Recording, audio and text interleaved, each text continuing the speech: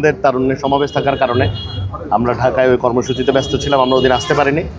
ইসলাম শরীয়ত অনুযায়ী আসলে দিনক্ষণ ওরকম গুরুত্বপূর্ণ না। ওনার রিসালা সাওয়াবের জন্য আমরা দোয়া করেছি, ওই দিনও দোয়া করেছি, আজকেও দোয়া করতে এসেছি। আমাদের সাথে হাটাজারি উপজেলা এবং পৌরসভা এবং জালালাবাদ ২ নং জালালাবাদ ওয়ার্ডসহ সর্বস্তরের জেলার হাটাজারির সকল যারা শীর্ষস্থানীয় নেতৃবৃন্দ আছেন, থানার বাইজিৎ থানার নেতৃবৃন্দ আছেন, আমার চাচা বুলু চাচা আছেন। তো আমরা ওনার যাতে আল্লাহ ওনাকে ব্যস্ত নসিব করে দোয়া করেছি, যাতে আল্লাহ ওনার সকল গুনাহ খাতা মাফ করে দেন এই দোয়া করেছি, এবং একই সাথে ওনার পরিবারকে যেন আল্লাহ হেফাজতে রাখেন সেই দোয়া করেছি।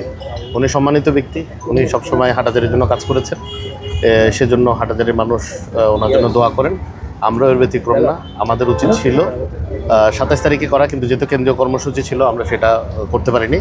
তবে ইনশাল্লাহ আমরা ঈদের পরে আমাদের হাটাজারিতে যারা বিএনপি শীর্ষস্থানীয় নেতৃবৃন্দ যারা ইন্তেকাল করেছেন ওনাদের সকলের জন্য একটু বড় করে স্মরণ সভার আয়োজন করছি। ওখানের মধ্যে ইনশাল্লাহ আমাদের ওয়াহিদ চাচা, শ্রদ্ধেয় ওয়াহিদ চাচা, ওনার নামও থাকবে। ইনশাল্লাহ আমরা অতি শীঘ্রই এটা ঈদের পরেই আমরা এটা করার চেষ্টা করছি।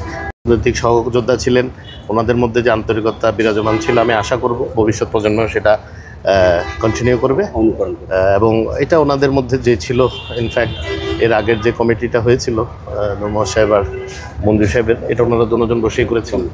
তো আমার মনে হয় হাটাজারির উন্নতির জন্য সবাই ঐক্যবদ্ধ থাকা দরকার। আমরা চাই হাটাজারি একটি মডেল উপজেলা, একটি মডেল পৌরসভায় পরিণত হোক, সেজন্য সবার ঐক্যবদ্ধভাবে কাজ করতে হবে।